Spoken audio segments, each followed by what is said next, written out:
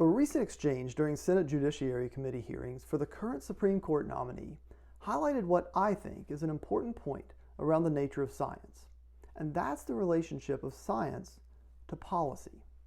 In the exchange, Senator Harris asked the nominee, Judge Barrett, a series of questions. First, whether she believes COVID-19 is infectious. Second, whether she believes smoking causes cancer. And third, whether she believes climate is changing. Judge Barrett responded yes to the first two, but declined to answer the question about whether climate is changing, citing it as a politically contentious issue and claiming it wasn't appropriate for her, in a judicial role, to express a view on such a matter of public policy. I put a link to the segment in the comments if you want to check it out.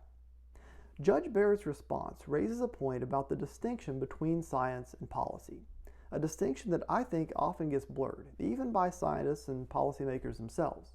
Science and policy are two very different things.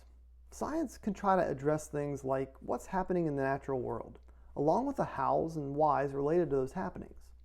What, how, why, those are the kinds of questions within the realm of science. The question that Senator Harris asked, is climate changing? That's a scientific question. It's not a question of policy. Policy questions are different. They ask things like, what should we do?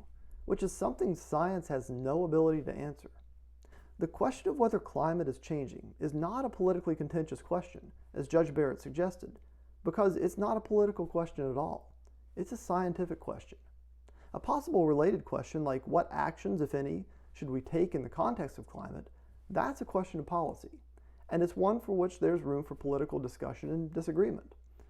Questions of what should we do, policy questions, climate or otherwise, will often involve multiple considerations. The science is one of those, but so are things like morality, economics, lots of others. Science and policy are two different things because they ask different types of questions. Failing to recognize the distinction muddies the water for both. Science can't alone determine policy, but the best policies will arguably be developed when good science has a prominent seat at the table alongside the other relevant factors, so that the policy can be informed by the best understanding science can offer at the time. Thanks for checking out this video. Hope it's helpful. If so, please like, share, subscribe to the channel, and if you subscribe, make sure to click the bell icon if you want notifications about future similar videos.